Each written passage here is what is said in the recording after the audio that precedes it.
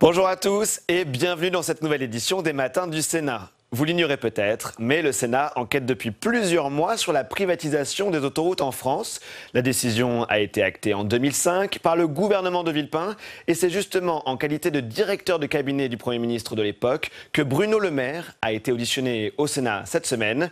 Selon lui, oui, l'opération financière a été réussie. Deuxième audition à suivre aujourd'hui, celle d'Alexis Collère, le secrétaire général de l'Élysée. Il était en 2015 le directeur de cabinet d'Emmanuel Macron, alors ministre de l'économie. Il sera question de la renégociation des contrats avec les sociétés autoroutières et de la flambée des prix des tarifs qui avaient suivi. Direction la salle Médicis pour suivre cette audition préparée aujourd'hui pour Public Sénat par Louis Mollier-Sabé et Mathilde Nutarelli. Bien, mes chers collègues, je vous propose d'ouvrir notre séance du jour. Monsieur le ministre, mes chers collègues, monsieur le rapporteur, nous poursuivons nos auditions sur les concessions autoroutières en entendant monsieur Bruno Le Maire, en sa double qualité de ministre de l'économie, des finances et de la relance, et en qualité d'ancien directeur de cabinet de monsieur Dominique de Villepin, Premier ministre de 2006 à 2007, au moment de la privatisation des sociétés d'autoroutes.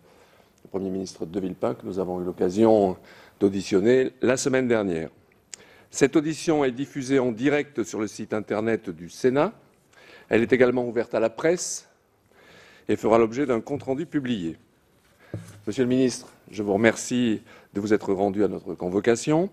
Et après avoir rappelé qu'un faux témoignage devant notre commission d'enquête est passible des peines prévues aux articles 434-13, 434-14 et 434-15 du Code pénal, je vous invite à prêter serment de dire toute la vérité, rien que la vérité. Levez la main droite et dites « je le jure ». Je le jure. Je vous remercie. Donc avant de passer la parole à notre rapporteur Vincent Delahaye, qui vous posera des questions précises comme à son habitude, et aux membres de la commission d'enquête présents dans cette salle Médicis, je vous propose, si vous le souhaitez, bien sûr, de nous présenter à titre liminaire le rôle que vous avez joué lors de la privatisation des sociétés d'autoroutes en 2006, votre appréciation sur ce choix et nous y reviendrons sans doute, la façon dont vous voyez l'équilibre des relations entre l'État et les sociétés concessionnaires d'autoroutes et l'avenir de la gestion du réseau autoroutier. L'actualité est dense et nous vous proposons d'ouvrir une parenthèse et de vous replonger dans le passé et d'ouvrir aussi un regard vers l'avenir. Vous avez la parole, monsieur le ministre.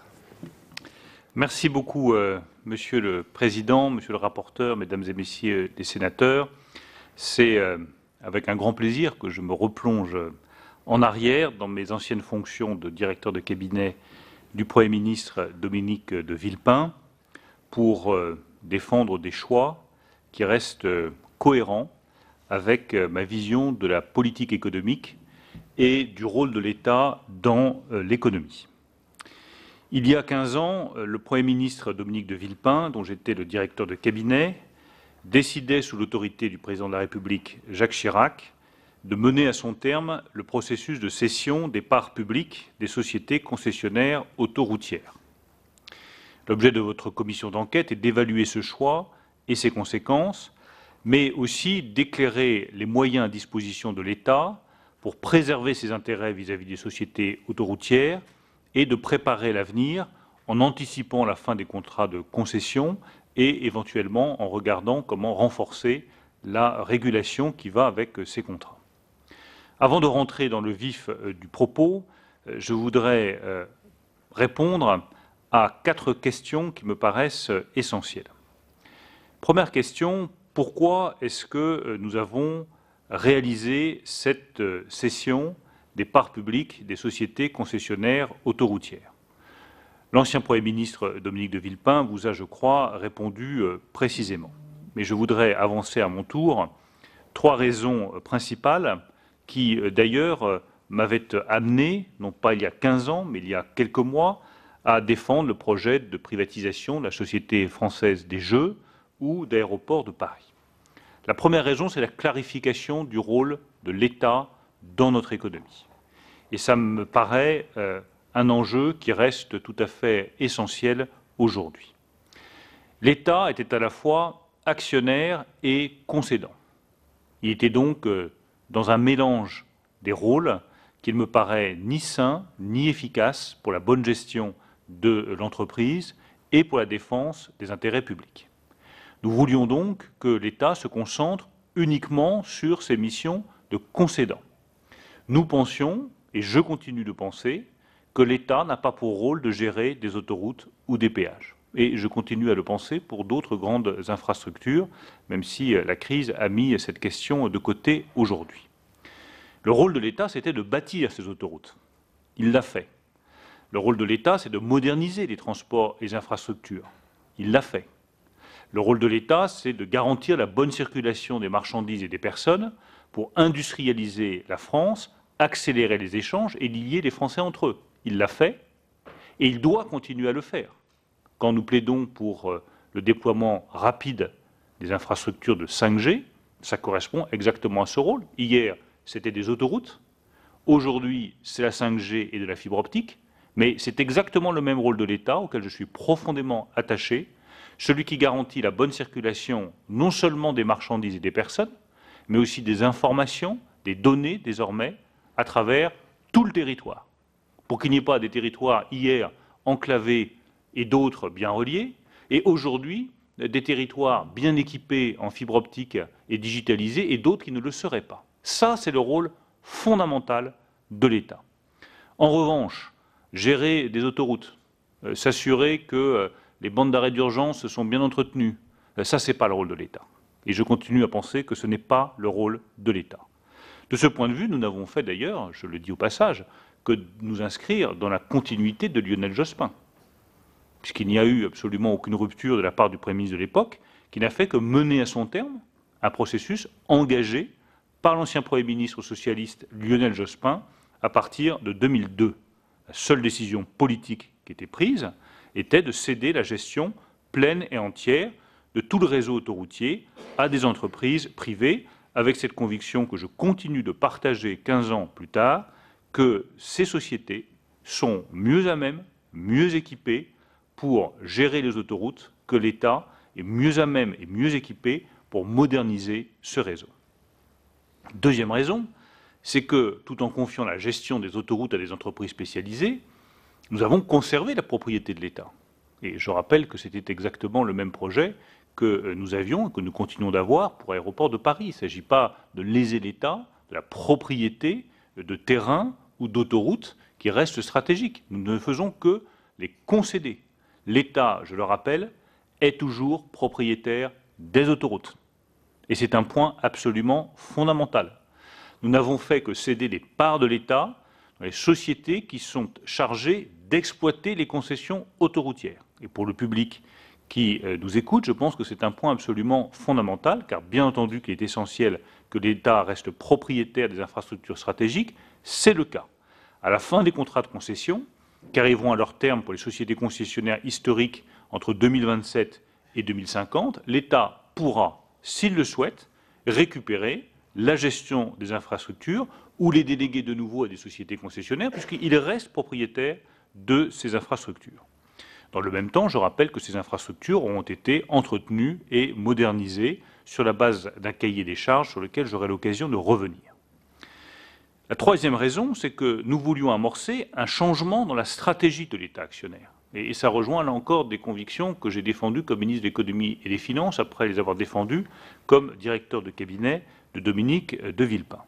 Nous voulions que les produits de cession soient utilisés pour investir dans l'avenir et se désendetter. C'est exactement ce que j'ai défendu aussi pour la privatisation de la Française des Jeux ou pour le projet sur Aéroports de Paris. L'idée était bien de désendetter massivement le pays, et Dominique de Villepin y est arrivé avec son ministre des Finances de l'époque, Thierry Breton, et d'investir dans l'avenir. C'est exactement la même logique qui nous avait amené à privatiser en novembre 2019 la Française des Jeux pour abonder un fonds d'investissement et désendetter le pays.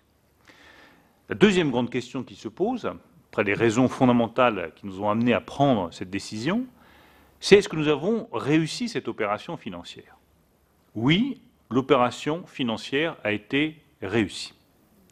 S'agissant de la méthode, je pense qu'elle n'est pas critiquable. Les opérations de privatisation ont suivi une procédure stricte et rigoureuse. Elles ont donné lieu à des mises en concurrence par appel d'offres, organisées par l'Agence des participations de l'État, sous le contrôle, comme il va de soi, de la Commission des participations et des transferts. 18 entités au total se sont portées candidates, et cette méthode d'appel d'offres, qui est évidemment beaucoup plus intéressante que le gré à gré pour l'État, nous a permis d'obtenir le meilleur prix. La vente des parts publiques des sociétés concessionnaires autoroutières a rapporté près de 15 milliards d'euros à l'État, 14,8 précisément. Je sais que la Cour des comptes, dans un rapport de 2009, a critiqué les conditions de cession et estimé que ces produits de cession auraient pu être supérieurs. Cela m'arrive rarement, mais je conteste ces critiques. De la même façon que j'ai contesté les critiques de la Cour des comptes sur la mise en place d'un fonds pour l'innovation, dont je continue à défendre la pertinence, je conteste les critiques sur les modalités de cette cession des parts de l'État réalisée sous Dominique de Villepin. D'abord, il y a un malentendu sur le chiffre, je n'y reviens pas, je crois que cela a déjà été expliqué longuement. La Cour estimait que la valeur globale des 7000 km d'autoroute était de 24 milliards d'euros. Or, ces 24 milliards d'euros, c'est les 100% des parts des 3 sociétés concessionnaires. La Société des autoroutes du Nord et de l'Est de la France, les autoroutes Paris-Rhin-Rhône et les autoroutes du Sud de la France, et non la valeur des parts détenues par l'État qui, elle, n'était pas de 100%. Enfin, sur la procédure, je conteste ces critiques également, car j'estime que la procédure a été respectée strictement. Troisième série de questions, quel bilan est-ce que nous pouvons dresser de ces cessions d'actifs? D'abord, si on est tout à fait honnête, il est impossible de faire un bilan exhaustif pour le moment sur la rentabilité obtenue par les entreprises gestionnaires. Vous voyez bien qu'il suffit qu'il y ait des événements totalement imprévus, crise des Gilets jaunes, crise du Covid, pour que tout d'un coup la rentabilité de ces sociétés d'autoroutes ne soit plus du tout la même. Donc la rentabilité ne peut s'évaluer qu'à la fin des concessions. Et ce serait très présomptueux de pouvoir dire dès maintenant, sans savoir quelle nouvelle crise peut arriver, quelle sera la rentabilité finale à la fin des concessions. Seule chose que nous pouvons dire, c'est qu'à l'heure actuelle, le total des dividendes actualisés sur la période 2007-2018 est inférieur au prix total d'acquisition de 14,8 milliards d'euros. Ça, c'est un fait, mais ça ne préjuge pas de ce que sera la situation à la fin des concessions, je le reconnais avec beaucoup d'humilité. Nous pouvons, en revanche, dresser un premier bilan pour les usagers et pour le modèle de régulation des concessions. Et là, je pense qu'il y a effectivement des leçons à tirer. Premier indicateur, la qualité de service. Le réseau concédé est en meilleur état que le réseau non concédé. Et ce n'est pas une surprise, parce que l'État n'est pas outillé et n'est plus outillé, et d'ailleurs ne doit pas l'être parce que je ne pense pas que ce soit sa responsabilité principale, pour moderniser, réparer, adapter un réseau autoroutier. Je ne pense pas du tout que ce soit sa responsabilité. En 2017, 83% du réseau concédé était jugé en bon ou en très bon état, contre seulement 12% du réseau non concédé. Et c'est des choses très concrètes, je le dis en usager régulier de la route que je suis, le télépéage s'est développé, la signalisation en temps réel a fait d'immenses progrès, l'impact environnemental a été réduit, plus de 400 aires d'autoroute ont fait l'objet de réaménagements lourds pour les rendre accessibles aux personnes à mobilité réduite, pour fluidifier la circulation, pour mettre en place le tri sélectif, pour mieux traiter les eaux usées. Donc il y a des investissements considérables, 22 milliards d'euros d'investissements qui ont été réalisés par les sociétés concessionnaires depuis 2006. Ces investissements sont d'ailleurs, je le rappelle, suivis par l'État, qui a pour mission d'évaluer le réseau et la qualité de service grâce à des indicateurs chiffrés dont le non-respect peut entraîner des sanctions financières. Donc sur ce point-là, nous avons, et je pense que ça peut être une fierté, un des réseaux autoroutiers les plus performants au monde, les plus modernes au monde, et qui sera très utile le jour où se développeront des véhicules autonomes. Parce que nous pourrons, pour faire fonctionner ces véhicules autonomes, disposer d'un réseau autoroutier qui est, je le redis, un des meilleurs aujourd'hui au monde. En revanche, on peut se poser la question des tarifs. Est-ce que tout ça n'est pas trop cher? D'accord, les autoroutes sont en très bon état, mais est-ce que ce n'est pas trop cher? Est-ce que les tarifs ont augmenté? Oui. Est-ce que l'autoroute est chère pour beaucoup de nos compatriotes? Oui. Est-ce que les tarifs se sont envolés? Non. Je ne conteste pas que les autoroutes soient chères pour nos compatriotes. En revanche, les tarifs ont augmenté en suivant un rythme proche de celui de l'inflation et conforme aux règles prévues dans les contrats.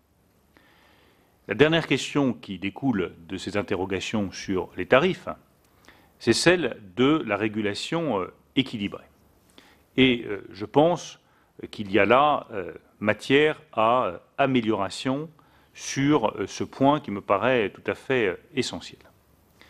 D'abord, on ne peut pas prévoir, je l'ai déjà dit, des hypothèses de trafic sérieuses, parce que personne n'avait anticipé la crise du Covid, personne n'avait anticipé l'effondrement du trafic autoroutier pendant plusieurs mois, personne n'avait anticipé la crise des gilets jaunes. Donc les hypothèses sous-jacentes ne permettaient pas d'envisager ce genre d'événement.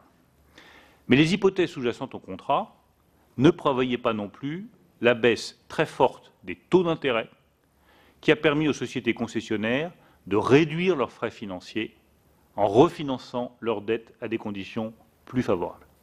Ça, c'est un point fondamental. Et je pense que plutôt que de s'attarder sur des sujets qui, à mon avis, sont de faux sujets, la qualité des autoroutes est au rendez-vous, les investissements ont été faits, les tarifs sont élevés mais ne se sont pas envolés, il y a un vrai enseignement à tirer de cette baisse des taux d'intérêt qui a permis effectivement, d'un point de vue financier, aux sociétés concessionnaires de réduire leurs frais financiers en refinançant leurs dettes à des conditions plus favorables. Alors l'État a essayé de corriger ce problème par la suite avec le protocole de 2015, avec une clause limitant les surprofits et avec le renforcement des prérogatives de l'ART, mais je considère que c'est une correction qui n'est pas suffisante. Donc je considère qu'il faut maintenant, si nous retenons cette hypothèse d'une poursuite des concessions, renforcer la régulation. C'est un point absolument essentiel pour tirer les leçons de ce vide sur les taux d'intérêt qui n'avaient pas été anticipés dans la cession des parts de l'État dans les concessions autoroutières. Nous avons besoin donc de faire des points d'étape réguliers. Nous ne pouvons pas fixer les hypothèses d'évolution des prix, du trafic, des investissements sur 30, 40 ou 50 ans. Donc nous avons besoin de faire des points d'étape réguliers. C'est ce que nous avions proposé, par exemple, dans le cadre de la privatisation du groupe Aéroports de Paris, où nous avions proposé d'inscrire dans les contrats des clauses prévoyant des rendez-vous tous les 5 ans pour réévaluer les tarifs, suivre les investissements, suivre les prévisions de trafic et l'ART se prononçant à échéances régulières sur le coût moyen pondéré du capital. Deuxième conviction, c'est que la nature des contrats et les risques qui y sont adossés doivent évoluer. Les renouvellements de concessions se feront pour des actifs beaucoup plus matures que les mises en concession historiques, puisque les autoroutes sont déjà construites. La nature du risque est différente, il n'y a plus de risque construction. Bien sûr, les gestionnaires devront gérer d'autres enjeux comme la transition écologique et les nouvelles mobilités. Il y aura toujours un risque à rémunérer, mais ce risque doit évoluer parce qu'il est moins important que le risque lié à la construction. Enfin, le dernier point, c'est que je ne crois absolument pas à l'opportunité d'une renationalisation de ces autoroutes, qui aurait un coût absolument considérable pour les finances publiques, compris entre 45 et 50 milliards d'euros, qui serait un très mauvais investissement, alors que nous avons besoin d'argent pour investir dans l'innovation, dans la recherche et dans la souveraineté technologique de notre pays. Donc je crois que le modèle de délégation de services publics à des entreprises privées a apporté la preuve de son efficacité, mais que la condition, comme je l'ai indiqué, c'est que la régulation soit améliorée, notamment pour tenir compte des questions de refinancement de la dette par la société privée avec la baisse des taux d'intérêt et leur possible augmentation à l'avenir. C'est un point qui me paraît tout à fait crucial.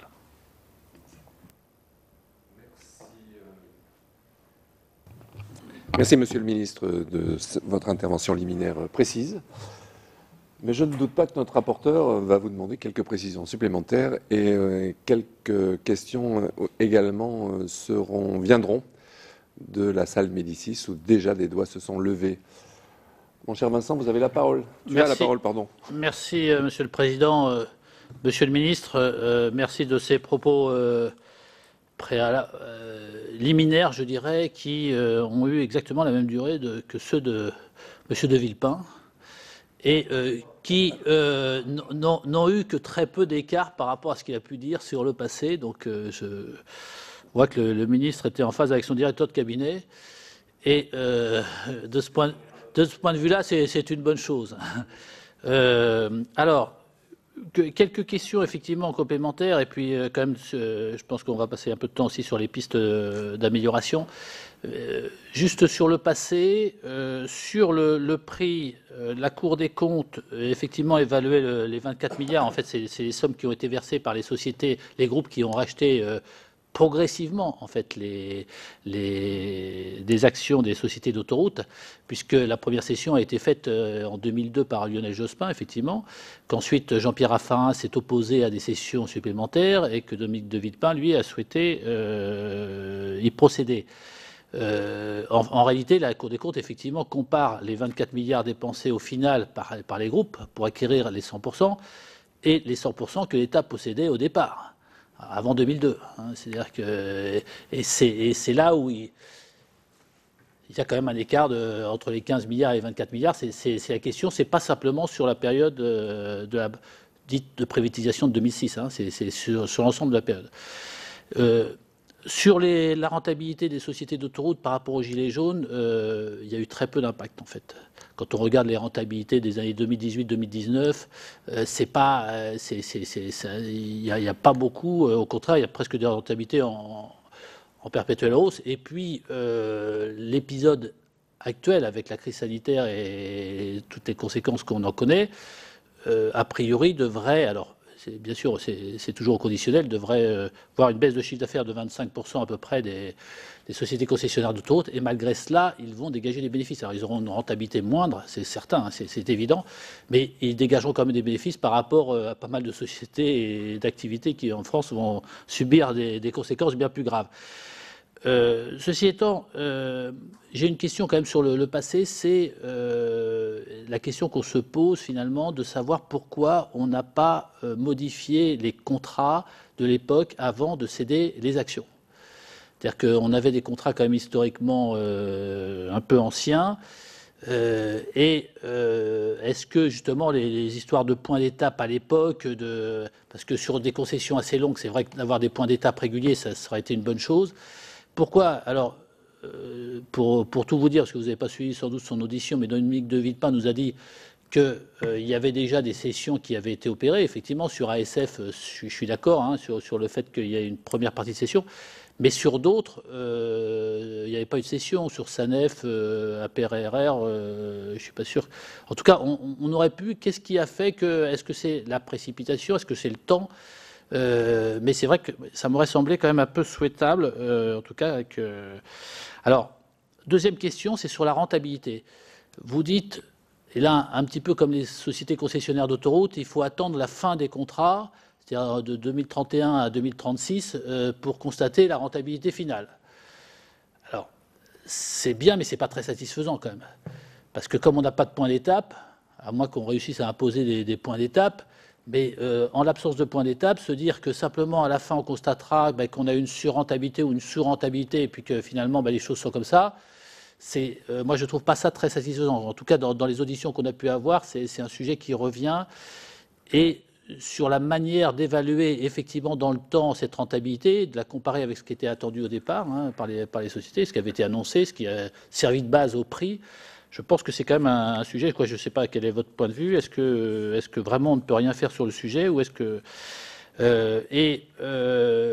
dans l'équilibre de la régulation entre les sociétés concessionnaires et l'État, les sociétés concessionnaires nous disent bien sûr que l'État est trop fort, trop puissant, avec notamment Bercy, avec la Cour des comptes, avec le Conseil d'État, avec tout ça, et que eux sont des pauvres pauvres sociétés qui ont du mal à se défendre, et qui sont très contrôlée. Alors, est-ce que, au-delà des points d'étape, est-ce qu'il y a des façons d'améliorer la régulation dans les 11 à 16 ans qui nous séparent de la fin des contrats pour faire en sorte d'être peut-être pas plus pointilleux ou contrôler plus souvent, mais contrôler mieux?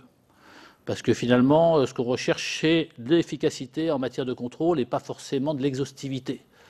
Parce qu'on a l'impression que parfois le régulateur est un peu dans l'exhaustivité plus que dans l'efficacité. Merci Vincent. Monsieur le ministre, vous avez la parole pour répondre aux questions de notre rapporteur. Alors, je commencerai par la dernière remarque sur l'État trop puissant ou Bercy trop puissant, qui est une rengaine que j'entends extrêmement souvent, notamment de la part d'entreprises qui se portent extrêmement bien. Donc nous irons pleurer sur ces entreprises un autre jour. Je pense qu'elles se portent très bien. Et je pense que c'est le rôle de l'État, effectivement, de défendre un équilibre économique et que l'État n'est pas trop puissant. Et que la crise actuelle, au contraire, nous montre à quel point nous avons besoin d'un État puissant et d'un ministère de l'économie et des finances puissant pour faire face à la crise. Sur la possibilité de revoir la régulation avant de vendre les concessions. Là aussi, je pense qu'il faut tirer les leçons des erreurs qui ont pu être commises. Nous sommes sous un régime de contrat. Donc nous ne pouvons pas, nous, État, et c'est la limite à la puissance dont je viens de parler, décider unilatéralement des modifications de contrats conclus avec les sociétés d'autoroutes. Et quand on se livre à ce genre de facilité, on le paye très cher. Quand, par exemple, un gel tarifaire a été décidé unilatéralement en 2015, c'est sans doute très populaire, mais c'est totalement irresponsable. Parce qu'au bout du compte, on doit mettre en place un rattrapage tarifaire coûteux pour les usagers. Alors politiquement, c'est très habile, c'est-à-dire qu'on fait croire aux Français qu'on peut geler les tarifs autoroutiers, et puis on laisse aux successeurs la note et l'addition. C'est-à-dire que 2 ans, 3 ans plus tard, eh bien, il faut compenser et faire un rattrapage tarifaire coûteux pour les usagers. Ce n'est pas ma conception de la responsabilité politique. Donc je pense que toute modification unilatérale des contrats, telle qu'elle a déjà été pratiquée dans le passé, est une erreur. Le deuxième point absolument essentiel, c'est de voir ce qui peut être fait à travers l'ART sur la rentabilité chaque année des sociétés. L'ART évalue le taux de retour sur investissement. Donc l'État peut décider d'activer les clauses de surrentabilité qui sont prévues par le protocole de 2015. Ça, c'est très concrètement la possibilité qui nous est offerte, avec notamment la possibilité d'une réduction de la durée des contrats. Je crois que ça n'a jamais été utilisé, je ne veux pas faire d'erreur, mais je crois que ça n'a jamais été utilisé.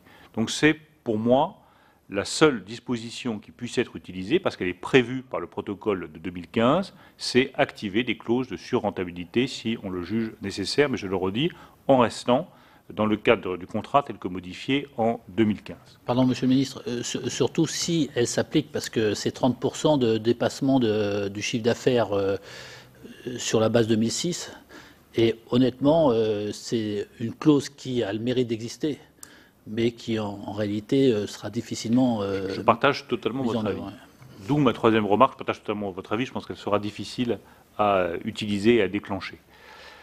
En revanche, ça confirme, et je voudrais être un tout petit peu plus précis sur ce que j'ai dit dans mon intervention liminaire, la question clé, c'est le taux de retour sur investissement.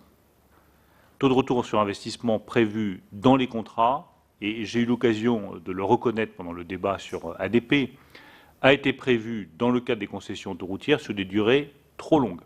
Je pense que c'est la seule erreur que nous ayons faite, mais je la reconnais bien volontiers, parce que nous n'avions pas anticipé la baisse des taux d'intérêt, donc la possibilité pour les sociétés d'autoroutes de refinancer leurs dettes à des taux d'intérêt beaucoup plus favorables, avec du coup un taux de retour sur investissement beaucoup plus élevé. Le coût du financement varie dans le temps. C'est le point que, je le reconnais là aussi très volontiers, c'est l'angle mort de la décision que nous avions prise, la baisse très forte du coût de financement pour les sociétés d'autoroutes. Donc je pense qu'il est impératif pour les prochaines concessions de pouvoir le réévaluer pour que le concessionnaire ne bénéficie pas d'une surrentabilité. D'où ma proposition de clause de rendez-vous tous les 5 ans qui permet de réévaluer le taux de retour sur investissement cible. Je pense que c'est la leçon principale, elle paraît très technique, elle est en fait financièrement absolument capitale, que nous pouvons tirer de la privatisation des sociétés d'autoroutes. Un petit complément, Monsieur le Président, si vous me permettez.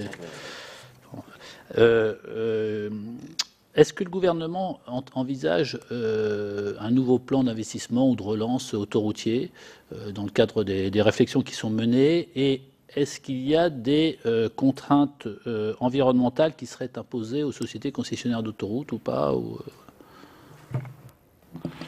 Dans le plan de relance, Monsieur le rapporteur, la priorité absolue ira aux mobilités douces et au transport ferroviaire.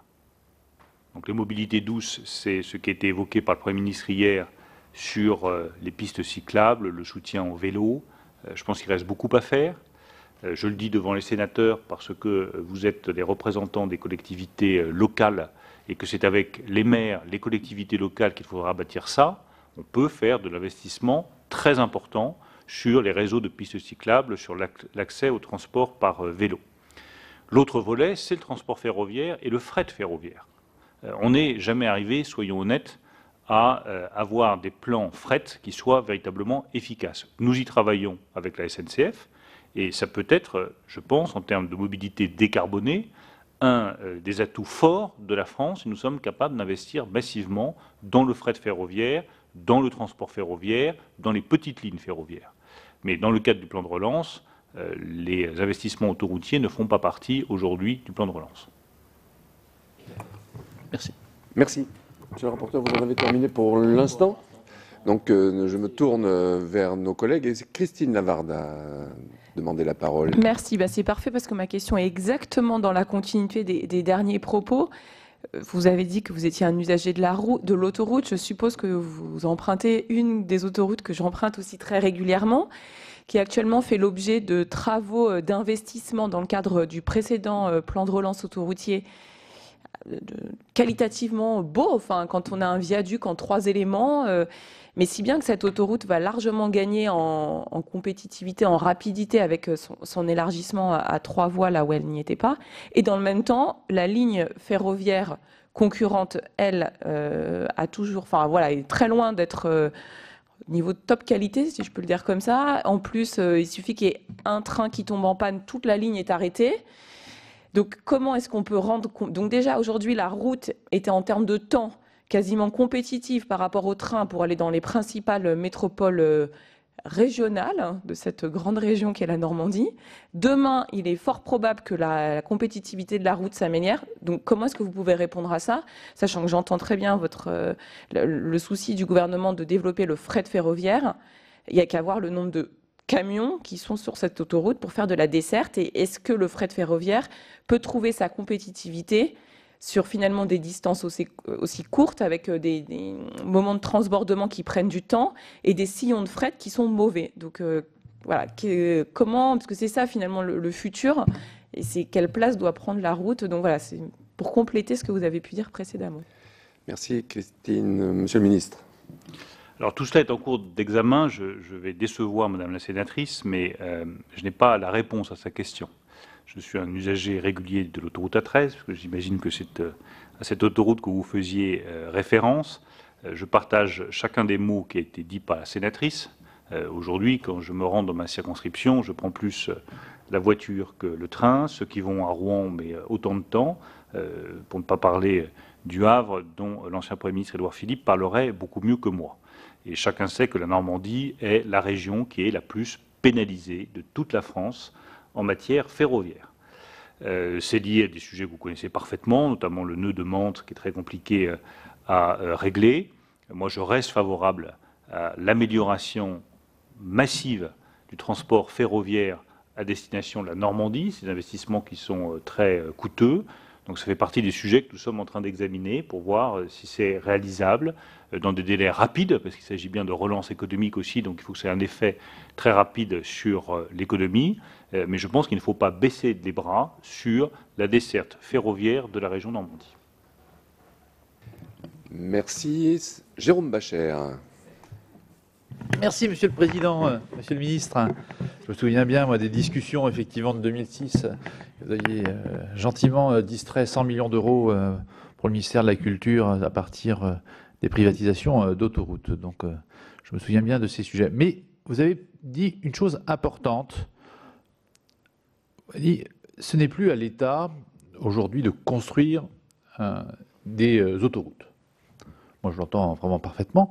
Mais pourquoi ne pas avoir poussé le raisonnement à l'époque, où est-ce que c'était envisagé, sur une partie des routes nationales ou une partie du réseau francilien qui reste aujourd'hui sous le contrôle de la DIR Île-de-France, alors même que finalement ce sont des autoroutes d'approche de Paris et qui aujourd'hui, et vous le savez bien, Monsieur le Ministre, parfois peuvent créer des bouchons et sont aussi celles qui sont les moins bien entretenues en vérité. Par rapport. Donc, je ne sais pas pourquoi on ne pousse pas aux autoroutes franciliennes, pourquoi vous n'avez pas poussé également sur les routes nationales. Et deuxième question, c'est la discussion qui me fait penser, pourquoi ne pas envisager, si l'État n'est pas le bon constructeur et le meilleur garant de l'entretien courant, de faire la même chose sur les voies ferrées finalement. Nous avons un retard considérable sur l'entretien des voies ferrées, et tous les rapports l'ont montré. Est-ce qu'il n'y a pas là un sujet finalement de privatiser aussi les voies ferrées pour faire des concessions ou, qui permettraient de reconstruire des lignes, de faire payer au moment où arrive la concurrence sur le réseau? Merci Jérôme. Monsieur le Ministre, vous avez la parole pour...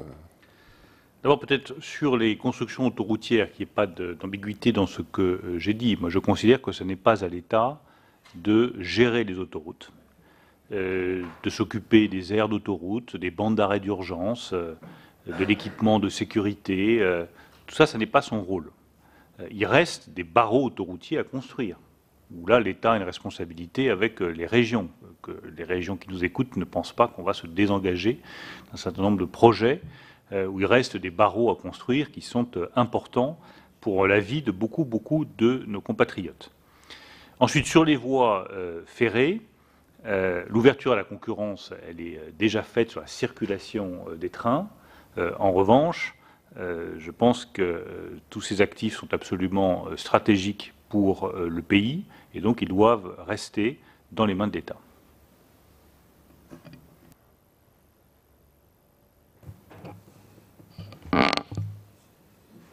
Michel Dagbert, je vois que ce doigt se lève. Merci, Michel, Président. tu as la parole. Monsieur le Ministre, votre réponse concernant l'infrastructure ferroviaire me va très bien. On peut avoir comme ça quelques positions divergentes, chers collègues.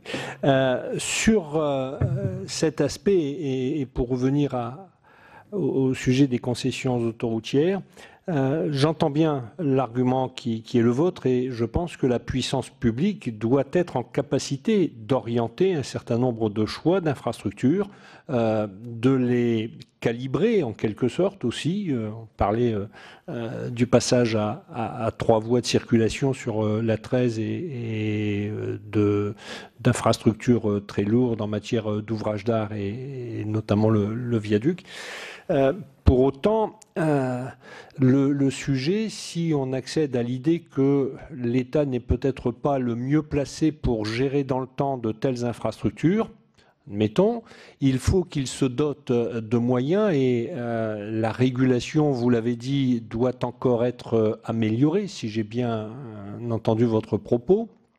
Mais pour que la régulation puisse s'opérer de manière satisfaisante, il faut encore que l'État conserve en son sein une ingénierie à la fois technique, juridique et économique, budgétaire de ces questions pour pouvoir discuter avec des entreprises dont on connaît aujourd'hui la puissance en la matière. Et vous avez notamment fait référence au contrat et à ce qu'il peut en coûter lorsque, de manière unilatérale, l'État prend une décision, tellement les contrats sont, passez-moi l'expression, mais d'un point de vue juridique, bien ficelés.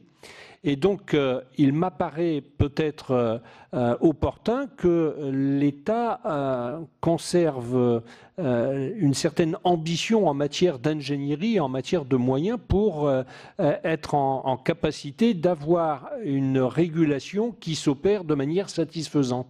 De ce point de vue-là, n'est-il pas souhaitable que nous gardions, y compris en matière d'exploitation, une partie, je ne dis pas tout partie, mais une partie, fût-elle infime, mais qui nous permet d'avoir en notre sein, au niveau de l'État, des référentiels de coûts qui permettent d'aller à la discussion et à la construction des futurs contrats. Merci Michel. Monsieur le ministre, vous avez la parole. Et ensuite, nous tournerons de nouveau vers notre rapporteur. Monsieur le ministre. Oui, il y a deux types d'expertise.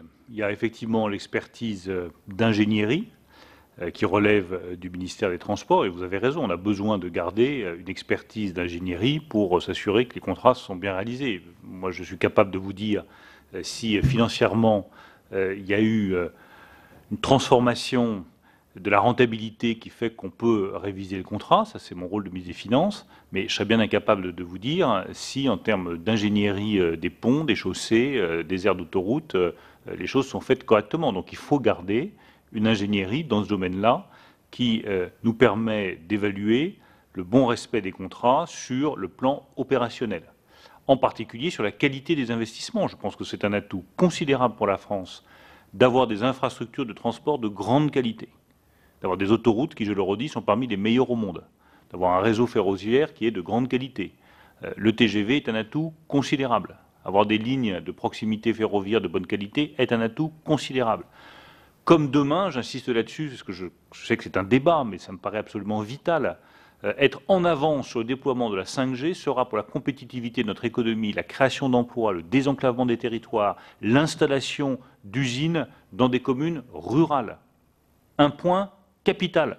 Moi, je veux bien qu'on me dise, et j'y crois profondément, je suis élu de la ruralité, d'un département rural qui est le département de l'Eure. Mais vous ne ferez pas venir une grande entreprise industrielle, vous ne maintiendrez pas une grande entreprise pharmaceutique comme GSK à Évreux, si vous ne garantissez pas à ces entreprises qu'elles pourront faire circuler leurs données, y compris les plus lourdes, dans des délais 10 fois plus rapides qui seront donnés par la 5G. Ces entreprises iront là où il y a la 5G. Il faut voir les choses en face. Et si nous les privons de la 5G, si nous privons les territoires ruraux de ce déploiement de la 5G, eh bien on accentuera la désertification rurale et on ratera la réindustrialisation de la France. Alors moi, je considère que la réindustrialisation de la France est une priorité absolue et qu'elle est à portée de main. Que si nous investissons notamment dans ces infrastructures, et c'est le débat que nous avons aujourd'hui, qu'elles soient matérielles ou dématérialisées avec la 5G, nous réussirons la réindustrialisation de notre pays. Et moi, je ne me résigne pas à voir que la France, en 20 ans, est passée de près de 20% de sa richesse nationale dans l'industrie à 12%, là où elle est restée à 18% en Italie et où elle est montée à 20% en Allemagne. C'est un combat, je crois, collectif pour nos territoires et pour la souveraineté française. En revanche, sur le volet financier, c'est effectivement le rôle de la cellule expertise Direction générale du Trésor pour l'ingénierie financière des contrats et de la DGCCRF pour veiller aux décisions tarifaires et aux questions de rentabilité. Et là, je crois qu'il est, pour répondre précisément à votre question, essentiel, là aussi, de garder une expertise technique très pointue pour nous assurer qu'il n'y a pas de surrentabilité dans l'exécution des contrats. Merci. De nouveau, donc, la parole à notre rapporteur. Oui, alors, deux questions complémentaires et puis une demande d'information. Deux questions. Alors, la première, c'est sur les modifications décidées sur la fiscalité et qui peuvent bénéficier aux sociétés concessionnaires d'autoroutes. Je pense au CICE, à l'époque, qui a bénéficié, et maintenant à la baisse du taux de l'IS. Puisqu'il y a un programme de baisse jusqu'à 25% du taux de l'IS qui est prévu. C'est quand même des contribuables à l'impôt sur les sociétés qui sont importants et qui vont bénéficier très largement de cette réduction et forcément augmenter leur rentabilité. Est-ce que vous pensez qu'on peut demander des compensations, que ce soit sur le plan des tarifs ou des travaux, ou je ne sais pas, à cette baisse dont ils vont bénéficier? Deuxième question, j'ai compris que vous n'étiez pas partisan de revenir sur ces privatisations qui coûteraient 45 ou 50 milliards aujourd'hui, qu'il faut laisser des contrats aller jusqu'à leur terme, et qu'à ce moment-là, a priori, vous seriez toujours partisan de remettre en concession ces 9000 km d'autoroute. À votre avis, sur quelle durée ? Si vous avez dit que la durée était trop longue, sans doute que c'était une erreur d'avoir maintenu ces durées aussi longues. Quelles seraient, à votre avis, les durées optimales, sachant que le gros des infrastructures serait toujours en bon état, puisque normalement ils sont censés remettre, les sociétés concessionnaires sont censées remettre les autoroutes dans un bon état de fonctionnement. Donc à partir de là, compte tenu des investissements et de la maintenance qu'il faut réaliser, quelle serait la bonne durée des concessions qui pourraient être faites? Voilà. Et puis le dernier point, c'est les demandes de communication de documents que j'ai pu faire à votre ministère et à vous-même à 3 reprises. Alors je sais bien que la période était un peu chargée, 14 mars, 4 mai et 15 juin, et qui n'ont toujours pas reçu de réponse à ce jour. Est-ce que la réponse est en cours de préparation et est-ce qu'on a des chances de pouvoir la recevoir avant la sortie de notre rapport qui est prévue pour le 20 septembre? Merci, monsieur le rapporteur. Monsieur le ministre, vous allez avoir la parole pour apporter ces dernières réponses. Nous arrivons au terme de notre audition. Vous avez la parole, monsieur le ministre. Merci, monsieur le président. D'abord, sur la communication des documents, nous allons évidemment faire diligence, mais je pense que c'est dû à une période qui a été particulièrement chargée pour mon administration. Sur la question de la modification de la fiscalité, effectivement, je vous confirme que nous avons engagé une baisse du taux d'impôt sur les sociétés qui doit l'amener à 25% pour l'ensemble des entreprises d'ici 2022. C'est une baisse qui va bénéficier à toutes les entreprises.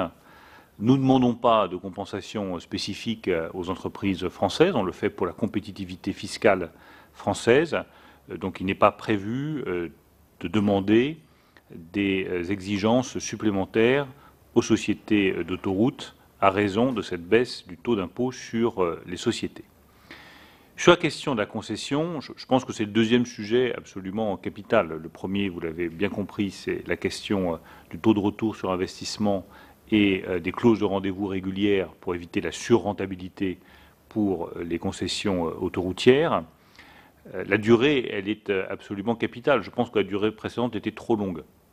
Donc moi, je plaide pour des durées de concession plus courtes, avec des clauses de rendez-vous régulières. Une durée de concession, s'il n'y a pas d'investissement massif à faire, parce que ça dépend évidemment de la nature des investissements. Mais prenons une autoroute, sur laquelle des investissements très importants auraient déjà été faits, sur lesquels il n'y a pas d'investissement massif prévu dans les années à venir. Dans ce cas-là, une durée de 15 ans, avec des clauses de rendez-vous tous les 5 ans, donc 3 clauses de rendez-vous pour éviter la surrentabilité, me paraît quelque chose de raisonnable. Il peut y avoir des autoroutes sur lesquelles il reste des investissements plus importants à faire, et donc là, à partir du moment où il y a des investissements plus importants, il faut une durée plus longue pour amortir ces investissements. Mais je plaide effectivement pour des durées de concession plus courtes. Tout ça doit être expertisé avec les transports, mais je pense que c'est une des leçons que nous pouvons tirer aussi.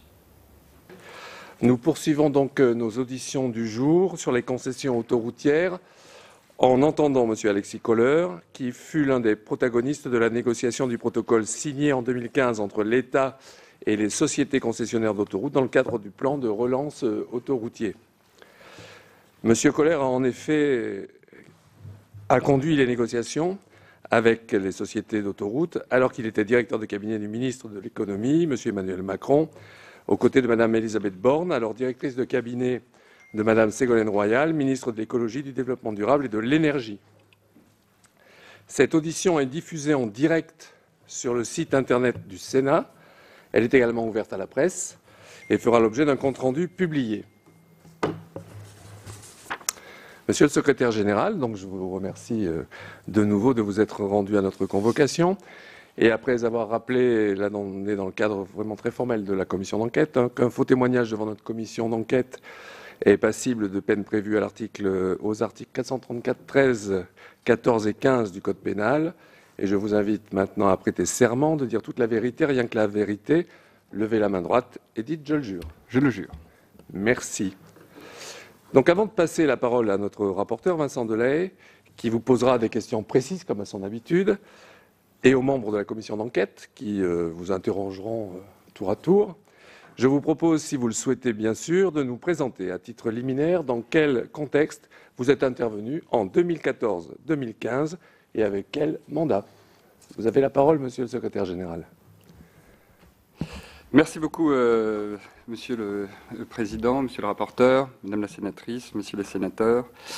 J'essaierai de ne pas être trop long. Je souhaitais juste planter le décor par quelques mots d'introduction très brefs pour rappeler le contexte dans lequel je suis intervenu.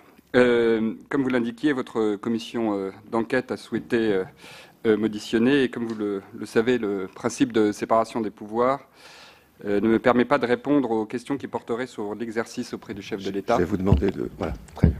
Merci. Voilà. Sur l'exercice auprès du chef de l'État de mon mandat actuel de secrétaire général de la présidence de la République. Et je ne saurais évidemment déroger à ce principe dans le cadre de cette commission d'enquête, pas plus que dans tout autre. Mais bien évidemment, je me place à votre entière disposition pour répondre aux questions relatives à mes fonctions antérieures en tant que directeur de cabinet du ministre de l'économie, de l'industrie et du numérique dans la période comprise entre la fin du mois d'août 2014 et la fin du mois d'août 2016. Votre commission d'enquête a eu l'occasion, vous le rappeliez il y a un instant, d'auditionner la ministre de la Transition écologique et solidaire. La ministre a présenté de manière détaillée les circonstances et les conditions dans lesquelles l'État a remis à plat les relations avec les sociétés concessionnaires d'autoroutes dans le cadre de négociations contractuelles, aussi bien que dans le cadre d'un projet de loi voté par le Parlement au mois d'août 2015. Je tenais en préalable à souligner que je souscrivais en tout point aux déclarations de la ministre. Le ministère de l'économie, entre 2014 et 2016, alors que j'ai exercé les fonctions de directeur de cabinet, est intervenu aux côtés et en soutien du ministère de l'écologie, du développement durable et de l'énergie dans ses travaux. Trois raisons en particulier expliquaient cette implication. Tout d'abord, alors que le ministère de l'économie n'intervient traditionnellement pas directement dans les négociations avec les sociétés concessionnaires d'autoroutes, son implication se justifiait par ses compétences au titre de l'homologation des tarifs et de contre-signataire des décrets approuvant les contrats de concession, sachant qu'il n'est pas signataire des contrats eux-mêmes. Deuxièmement, suite au rapport de la Cour des comptes de juillet 2013, et je crois que vous avez eu l'occasion d'en parler au cours de vos travaux, la Cour estimait que les relations entre l'État et les sociétés concessionnaires étaient déséquilibrées et recommandait, pour cette raison, et eu égard à l'ampleur des enjeux financiers, une implication plus forte du ministère de l'économie. Et c'est donc dans ces conditions que le gouvernement de l'époque avait souhaité que le ministre et ses services puissent apporter leur expertise économique et financière et nous a demandé de participer plus directement à la négociation en cours. Et puis, troisièmement, s'agissant plus globalement de la question de la régulation et du cadre de régulation des concessions autoroutières, le ministre de l'économie de l'époque avait souhaité porter dans un projet de loi dit croissance une réforme inédite et de grande ampleur du cadre de régulation en s'appuyant sur les travaux de l'autorité de la concurrence auxquels je viens de faire référence. J'en viens à présent à l'objet même de votre commission. Au moment de ma prise de fonction, les relations entre l'État et les sociétés concessionnaires d'autoroutes étaient particulièrement dégradées. Alors que le président de la République de l'époque avait souhaité engager dès le début de son mandat un plan de relance autoroutier, 3 événements ont suscité des tensions croissantes entre l'État et les sociétés concessionnaires. Tout d'abord, la décision de doubler la redevance domaniale en 2013, décidée par l'État, mais dont les sociétés d'autoroutes avaient demandé la compensation intégrale par voie contentieuse. Ce contentieux apparaissait mal engagé sur le plan juridique, compte tenu de son impact sur l'équilibre économique des concessions et des positions et des jurisprudences du Conseil d'État bien connues en la matière. Ensuite, le débat sur le modèle des concessions autoroutières par la Cour des comptes en 2013, puis par l'Autorité de la concurrence en 2014, a entraîné un débat qui, initialement, portait sur le niveau de rentabilité des concessions autoroutières, en particulier sociétés historiques privatisées en 2006, vers un débat devenu éminemment politique et polémique, allant jusqu'à évoquer une remise en cause du modèle même des concessions, une possible dénonciation des contrats en cours, voire une nationalisation des sociétés concessionnaires, qui là aussi suscitait des réactions très vives des sociétés elles-mêmes. Et puis enfin, en décembre 2014, le ministre de l'écologie, du développement durable et de l'énergie de l'époque a annoncé de manière unilatérale un gel des tarifs à compter du 1er février 2015, ce qui s'est traduit par l'annonce immédiate par les sociétés concessionnaires de l'ouverture d'une nouvelle procédure contentieuse qui s'ajoutait donc à la procédure contentieuse sur la redevance domaniale. C'est donc dans un contexte très dégradé que le gouvernement de l'époque a souhaité engager une négociation, tandis que préalablement, l'Assemblée nationale décidait de son côté de mettre en place un groupe de travail présidé par, de mémoire, le président de la Commission du développement durable de l'époque. La décision d'engager cette négociation a été prise après une analyse approfondie du scénario de résiliation unilatérale qui aurait exposé l'État à un triple risque financier, juridique et politique. Cette négociation, comme vous l'indiquiez, a été conduite par les deux ministères, de l'écologie d'une part, de l'économie d'autre part, sous l'autorité, bien évidemment, du Premier ministre et de son cabinet. L'enjeu était de remettre à plat l'ensemble des questions et contentieux et bien évidemment de défendre au mieux les intérêts de l'État dans un contexte qui, au départ, lui était défavorable. La négociation a démarré tout début décembre 2014, dans le cadre d'un mandat fixé par le Premier ministre de l'époque et s'est conclue en avril 2015 après que le président de la République de l'époque avait souhaité publiquement, en février 2015, je cite, « un règlement global et définitif » afin de pouvoir engager et lancer rapidement un plan d'investissement autoroutier, qui s'ajoutait donc au plan de relance autoroutier engagé, lui, en 2012. La ministre de la Transition écologique et solidaire vous a présenté les détails de ce protocole, mais bien évidemment, nous pourrons y revenir. À la suite de la conclusion du protocole d'accord, le ministère de l'écologie, du développement durable et de l'énergie on a décliné les termes société d'autoroute par société d'autoroute dans le cadre des avenants au contrat de concession.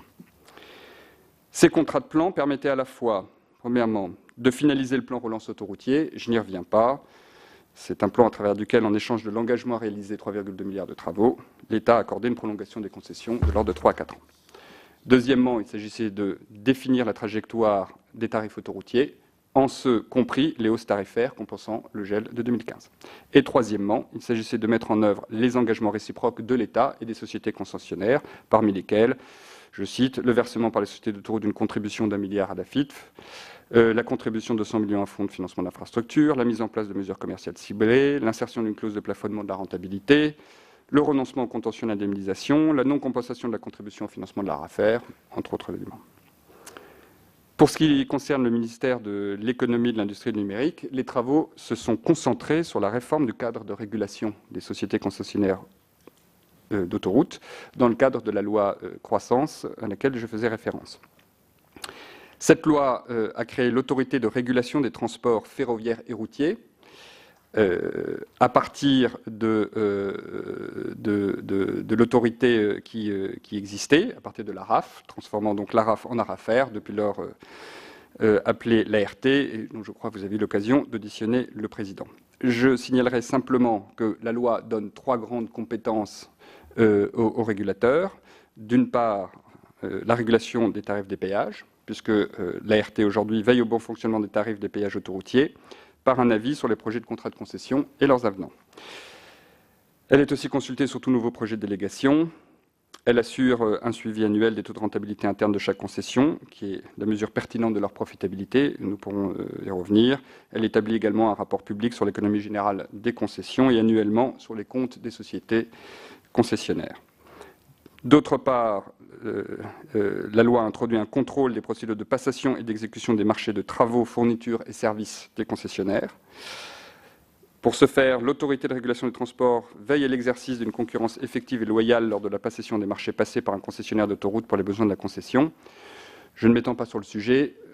Ce point reflète les recommandations qui avaient été faites par l'autorité de la concurrence de manière assez claire. Et puis, par ailleurs, la loi prévoit un contrôle des procédures de passation des contrats d'exploitation des installations annexes sur les aires d'autoroute.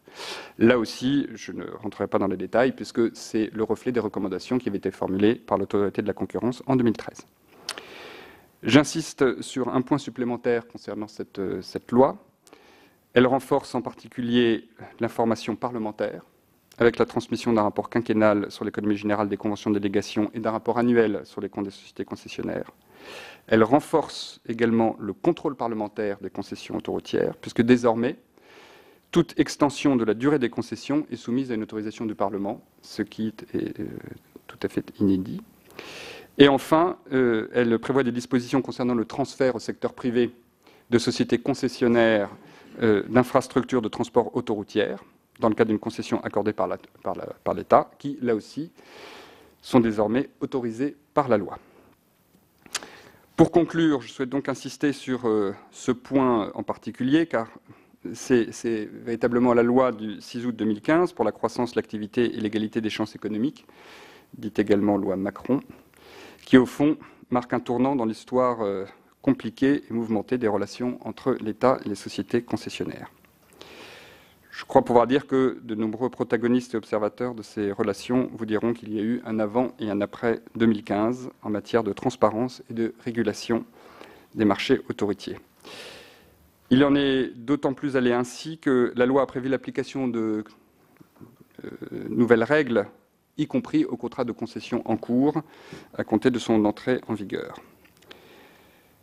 La période au cours de laquelle j'ai eu à connaître la question des concessions autoroutières me semble donc avoir permis un rééquilibrage des relations entre l'État et l'État concédant et les sociétés concessionnaires, comme aussi bien la Cour des comptes, l'autorité de la concurrence et le Parlement l'appelaient de leur vœu. Les négociations auxquelles je faisais référence s'inscrivaient dans un cadre contractuel, j'insiste sur ce point sur lequel nous pourrons revenir, qui ont donc conduit à des concessions réciproques, mais qui, au bout du compte, aura permis à l'État d'éviter des procédures contentieuses qui lui auraient été immanquablement défavorables et auraient été potentiellement coûteuses, tout en permettant au gouvernement d'atteindre les objectifs qu'il s'était assignés du point de vue de la relance des investissements comme des tarifs. Et la loi est ensuite venue remettre à plat le cadre de régulation, me semble-t-il, de manière inédite et pérenne. Je vous remercie. Et je suis à votre disposition pour répondre à vos questions. D'accord. Merci, Monsieur le Secrétaire Général. Merci d'avoir fait ce retour un peu dans l'histoire, au moment où vous occupiez d'autres fonctions. Et je vais demander maintenant à Monsieur Vincent Delahaye, notre rapporteur, de rentrer maintenant dans cet après-midi d'audition. Il va vous commencer par vous poser des questions. Merci, Monsieur le Président, Monsieur le Secrétaire Général, merci à vous. Effectivement, on est obligé de rester dans l'histoire puisque l'actualité courante et surtout l'avenir, vous ne souhaitez pas vous exprimer dessus, ce qu'on comprend tout à fait et parfaitement par rapport au gouvernement et par rapport aux fonctions actuelles. Donc ce qui nous intéresse, c'est effectivement les fonctions passées de directeur de cabinet du ministre de l'économie de l'époque, Emmanuel Macron, et de la façon dont les choses se sont passées. Alors, vous avez dit que effectivement, ça a été mené, quand les négociations ont été menées de concert avec le ministère de l'Environnement. On a à l'époque un ministre, M. Vidalis, qui était en charge des transports, qui a refusé de signer le protocole. Et M. Eckert, qui a été invité à une première réunion, il nous l'a déclaré ici, à Matignon, et qui était chargé des comptes publics et qui ensuite a été visiblement écarté des discussions. En tout cas, c'est ce qu'il nous a affirmé. Est-ce que vous avez le souvenir de la façon dont ça s'est passé? Pourquoi finalement il y a plus que 2 ministères qui se sont occupés de ces discussions? Ou voilà, qu'est-ce qui a fait que notamment M. Eckert, qui était partant, qui souhaitait pouvoir s'associer aux discussions, notamment sur les aspects fiscaux, hein, puisqu'il y a pas mal d'aspects qui concernaient notamment la déductibilité des intérêts des emprunts, et comme ces sociétés d'autoroutes empruntent beaucoup et ont pas mal d'intérêts, voilà. Qu'est-ce qui a fait que les comptes publics ont été écartés de ces discussions? Alors, comme je vous l'ai indiqué dans mon propos introductif, le cadre dans lequel s'inscrivaient ces discussions entre l'État concédant et les sociétés autoroutières a été défini par le Premier ministre à l'occasion d'une réunion de ministres, et bien évidemment, les négociations ont été suivies au fil de l'eau par le cabinet du Premier ministre. Très concrètement, c'est au sein de l'État, la question des sociétés concessionnaires d'autoroutes est prioritairement une question qui relève du ministère, du ministre en charge des Transports, et donc à ce titre, à l'époque, de la ministre de l'Écologie, du Développement durable et de l'Énergie.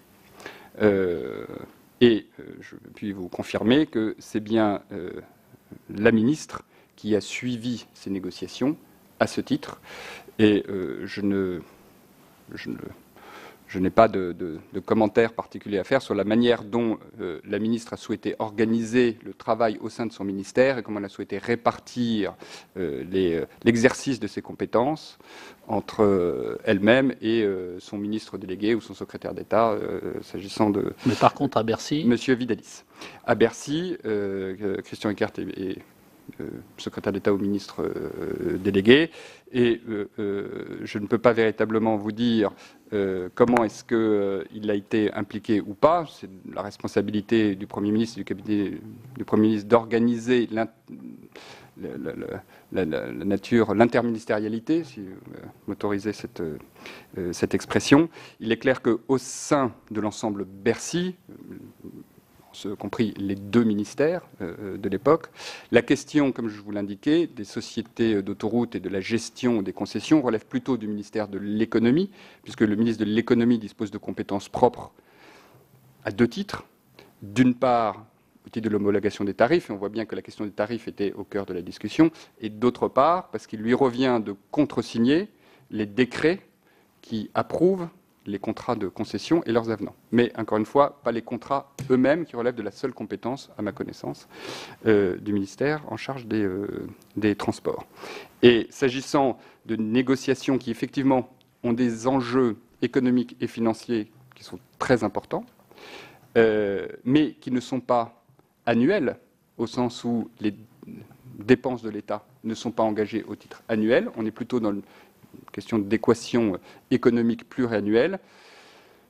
L'expertise financière est plutôt du côté du ministère de l'Économie que du côté du ministère du Budget. D'accord. Et donc vous avez négocié au nom du ministre de l'Économie de l'époque, Emmanuel Macron. Elisabeth Borne a négocié pour sa ministre Ségolène Royal. Une fois que vous êtes mis d'accord sur le protocole et avant la signature, il y a eu une note que vous avez rédigée à destination des ministres avant qu'ils signent le protocole, ou comment ça s'est passé? Alors, je ne peux vous répondre que pour ce qui me concerne. Et je peux vous dire qu'au sein Vous n'aviez pas une note en commun?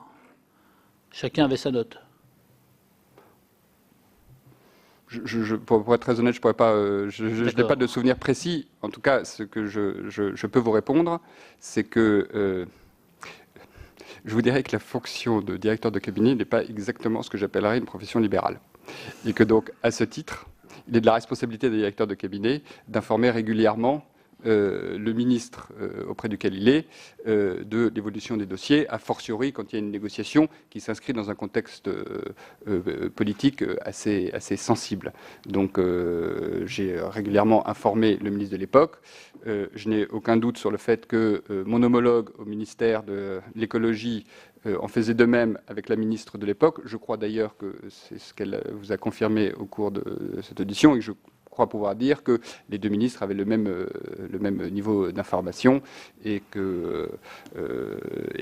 bien évidemment, de façon à assurer l'interministérialité, il y a des compte rendu régulier au cabinet du Premier ministre, de façon à ce qu'il puisse aussi en prendre connaissance. C'est-à-dire qu'avant la signature, il y a quand même une note de synthèse qui a été donnée au ministre pour qu'il puisse signer, non ou... Je pense, oui. D'accord. Je pense, mais ce n'est pas vous qui l'avez rédigé. C'est-à-dire que au sein du cabinet du ministre, il y avait une conseillère qui travaillait également sur ce sujet et les services du ministère. Donc le ministre avait à sa disposition, outre le compte-rendu régulier que je lui faisais de l'état des discussions, très probablement, et pour tout vous dire, je n'ai pas eu le temps ni le loisir de faire des recherches approfondies ou de solliciter les archives de Bercy, mais il me semble qu'il est probable que la conseillère en charge en lien avec les services et avec le concours de votre serviteur ait fait une note récapitulant le bilan d'une négociation dont il avait pu suivre les principales étapes par mes comptes rendus réguliers en tout état de cause. Et alors, les relations de vous-même et d'Elisabeth Borne, donc négociateur avec les sociétés concessionnaires d'autoroutes, et la commission parlementaire composée de députés et de sénateurs qui avait été mise en place fin décembre, je crois, ou courant décembre. Quelles ont été ces relations? Est-ce qu'il y en a eu? Est-ce qu'il n'y en a pas eu? De quelle façon les choses se sont passées, en fait? Alors, je cherchais il me semble que... Cherchez à savoir si vous les aviez rencontrés. Oui, tout à fait. J'ai le souvenir d'une réunion que nous avons tenue avec le président de la Commission de développement durable et quelques parlementaires, au cours de laquelle nous avons une discussion sur le cadre général des discussions entre l'État et les sociétés d'autoroutes, en particulier sur la question qui, à l'époque, faisait débat de la possible résiliation des contrats et des différentes options qui pouvaient être envisagées jusqu'à la nationalisation des sociétés elles-mêmes. Et d'ailleurs, sauf erreur de ma part, le rapport de ce groupe de travail a conduit le rapporteur, ou en tout cas le rapporteur indique que sa position serait celle de mémoire d'une résiliation et au profit d'un portage par un établissement public industriel et commercial qui aurait été nouvellement créé de ces concessions. Donc on a une discussion au cours de laquelle nous avons expliqué, parce que comme je vous l'indiquais dans mon propos liminaire, avant d'engager cette discussion, nous avons évidemment examiné la possibilité d'une résiliation et toute une série de scénarios, avec l'aide d'un conseil financier. J'ai vu dans les comptes rendus d'audition que certains y faisaient référence, et nous leur avons présenté les enjeux juridiques au regard du droit des contrats et de l'existence ou non d'un motif d'intérêt général, les conséquences financières, à la fois indemnitaire dans l'hypothèse d'une résiliation, budgétaire dans l'hypothèse d'une nationalisation, de transactions, si j'ose dire, dans l'hypothèse dans laquelle, au cours d'une transaction de cette nature, une concession, une société était achetée à un prix inférieur auquel potentiellement serait revendu, puisque c'était un des scénarios qui était envisagé. Les conséquences économiques également, s'agissant des actionnaires concernés, des sociétés concernées, des investisseurs étrangers concernés, et puis bien évidemment, qui est un point important, les conséquences potentielles pour les usagers. Et donc nous avons présenté de façon assez ouverte l'ensemble de ces enjeux. Mais je ne pourrais malheureusement pas vous dire exactement à quelle date Alors, cette réunion a eu lieu, mais j'en ai le souvenir. Quelques questions complémentaires avant de laisser la parole aux collègues qui souhaiteraient s'exprimer, et pour revenir après, comme on en a l'habitude un petit peu. Est-ce que vous jugez que le protocole de 2015 était équilibré, ce qui semble dire, ce que j'ai cru comprendre à travers votre propos liminaire, et est-ce que, si vous considérez que c'était équilibré, est-ce qu'il y a quand même des points sur lesquels vous n'étiez pas forcément en accord et sur lesquels vous avez dû céder par rapport aux demandes des sociétés d'autoroutes? Ensuite, la deuxième question, ça serait l'équilibre financier des contrats qui est toujours mis en avant pour dire qu'on ne doit toucher à rien au risque de rompre cet équilibre. Comment vous le définissez-vous et est-ce que vous en avez une définition à l'époque? Sur quelle base vous êtes parti pour vous dire est-ce que cet équilibre est respecté ou pas respecté? Et la troisième question, c'est sur le même sujet d'ailleurs du protocole, le fait que ce protocole soit resté secret. Qui a décidé qu'il resterait secret? Il a été demandé à plusieurs reprises. Alors bien sûr, vous allez me dire qu'il est sorti à travers les avenants et les décrets qui ont approuvé les avenants, mais il est sorti au compte-gouttes, donc petit à petit, effectivement, on a pu reconstituer.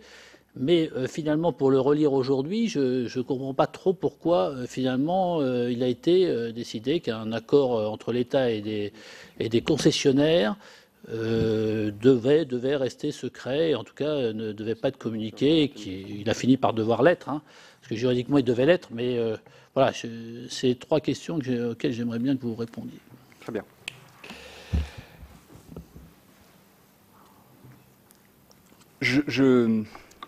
Je pense qu'au bout du compte, le protocole d'accord est équilibré au sens où il reflète l'équilibre entre les protagonistes de la discussion. J'insiste sur ce point parce que, comme je vous l'indiquais tout à l'heure, cette négociation, elle intervient dans un cadre contractuel. Et assez fort logiquement, vous insistez dans votre question sur la question de l'équilibre économique. Et effectivement, le droit des contrats en France est extrêmement protecteur des parties, et au cas d'espèce, donc des sociétés concessionnaires, puisque la jurisprudence du Conseil d'État lui garantit un droit à l'équilibre économique et à une compensation dans l'hypothèse dans laquelle l'équilibre économique serait bouleversé. C'est la raison pour laquelle les contentieux avaient été introduits par la société d'autoroute, encore une fois sur la redevance domaniale, ou sur les tarifs. À l'époque, lorsque nous engageons cette discussion, nous avons en arrière-plan le risque contentieux pour l'État.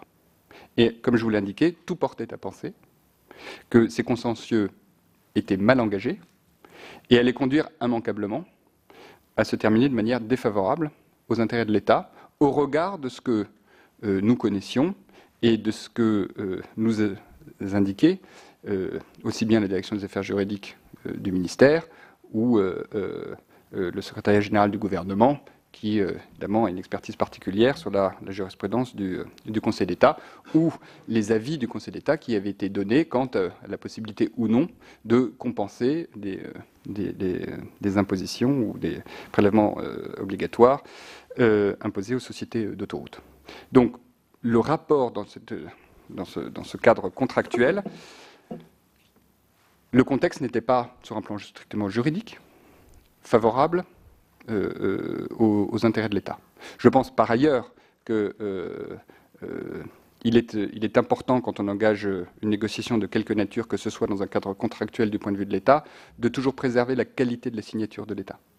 Je pense qu'il est important aussi de toujours veiller à ce que l'État puisse toujours respecter les contrats qu'il a signés, et que c'est ce qui fait aussi la valeur de sa signature, lorsque, comme à tous égards, y compris comme emprunteur. Et il en est de vrai de l'État, d'ailleurs, comme de tout concédant au niveau national comme au niveau local. J'ajoute que, au-delà de ces considérations juridiques, l'État également étaient demandeurs d'un certain nombre d'avancées. Et c'était affirmé de façon publique par les plus hautes autorités de l'État. Je pense en particulier au souhait du président de la République et du gouvernement de pouvoir conclure un plan de relance autoroutier et donc de pouvoir engager les 3,2 milliards de travaux qui par la suite ont été lancés, puis le plan d'investissement autoroutier qui est intervenu par la suite, comme je l'indiquais.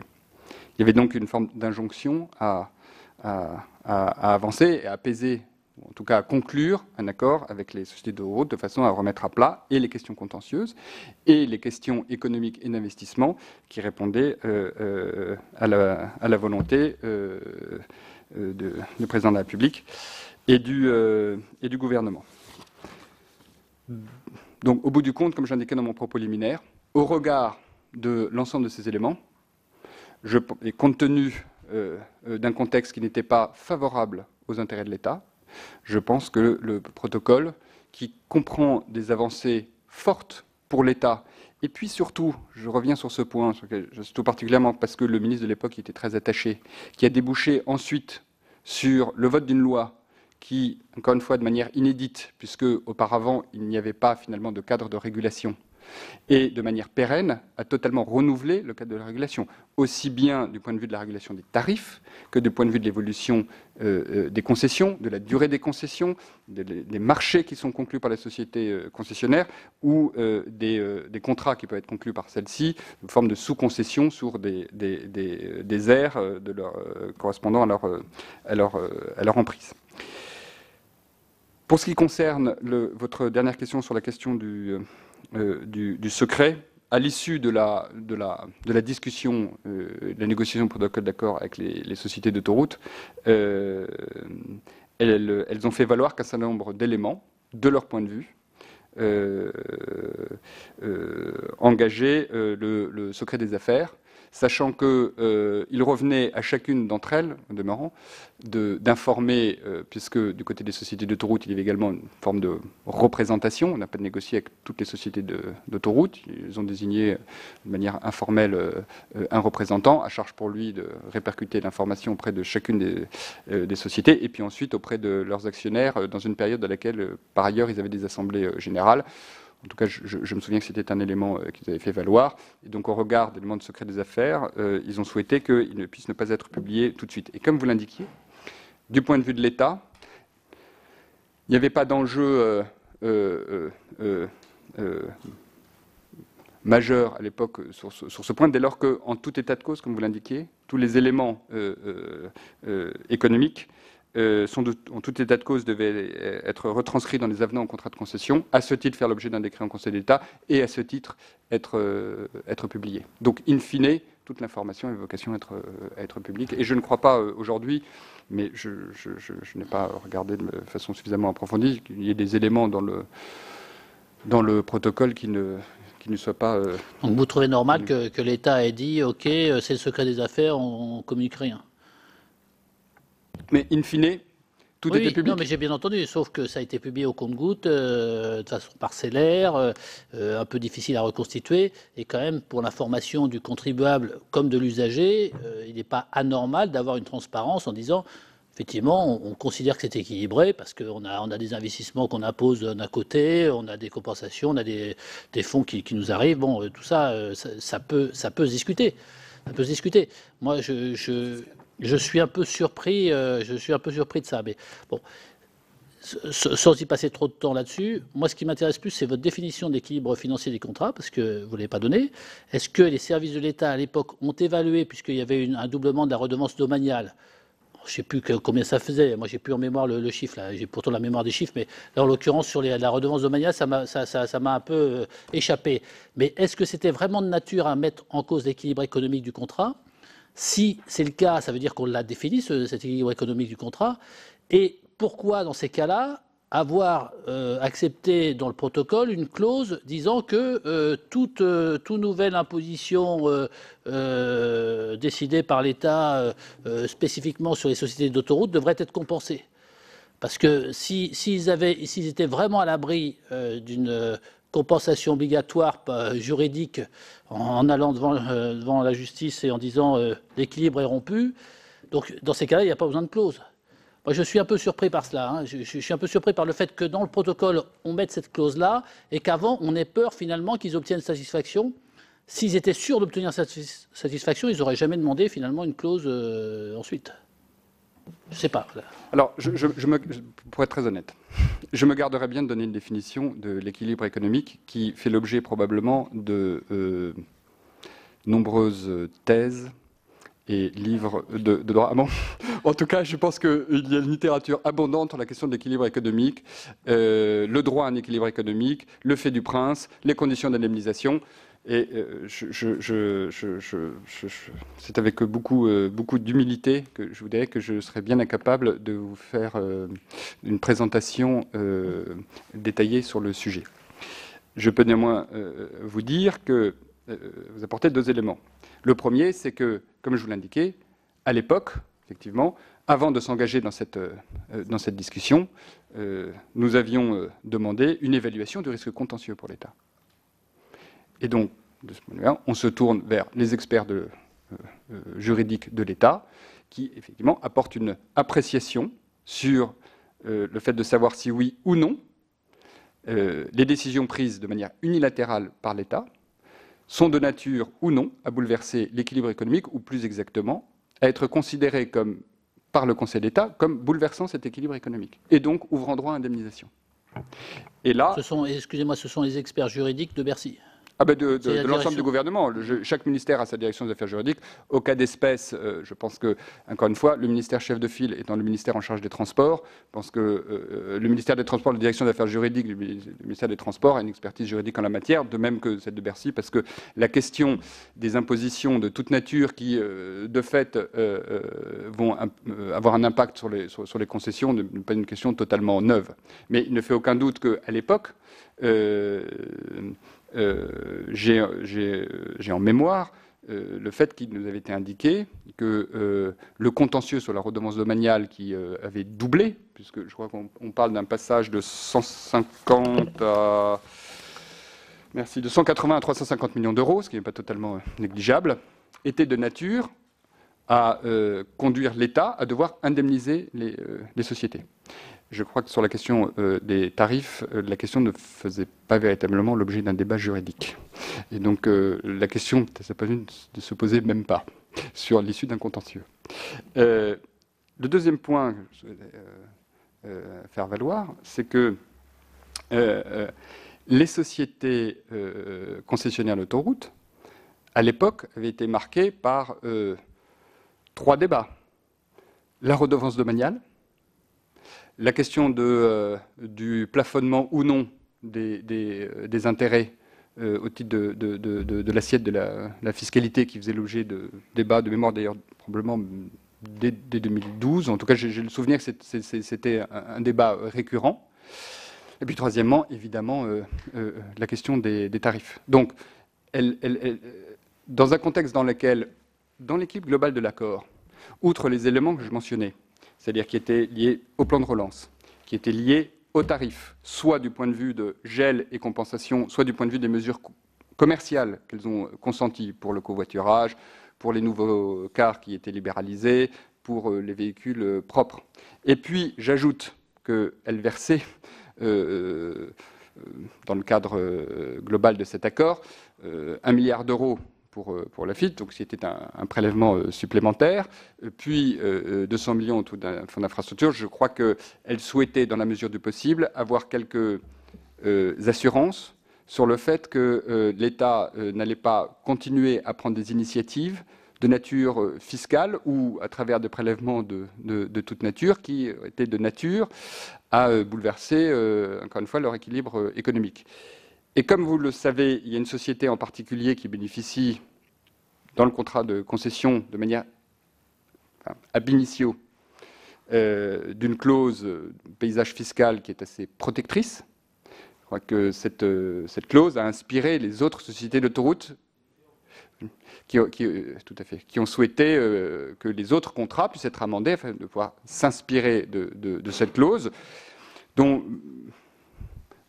qui, d'un certain point de vue, retranscrit dans leur contrat la jurisprudence du Conseil d'État, et je pense avait une valeur de réassurance pour les sociétés d'autoroutes, probablement aussi de leur point de vue à l'égard de leurs actionnaires, de façon à leur garantir que certes, elles faisaient des concessions sur l'évolution des tarifs, certes, elles prenaient des mesures commerciales, certes, elles faisaient un prélèvement de 1 milliard d'euros qui était un prélèvement volontaire, certes, elles apportaient une contribution au fonds d'infrastructure, mais qu'a priori, elles pouvaient apporter de la visibilité quant à l'avenir. Voilà pour ces auditions que vous avez pu suivre sur notre antenne. Merci à vous d'avoir suivi cette émission. N'hésitez pas à consulter les articles de la rédaction de Public Sénat sur notre site, publicsénat.fr. Très bonne suite des programmes sur les chaînes parlementaires.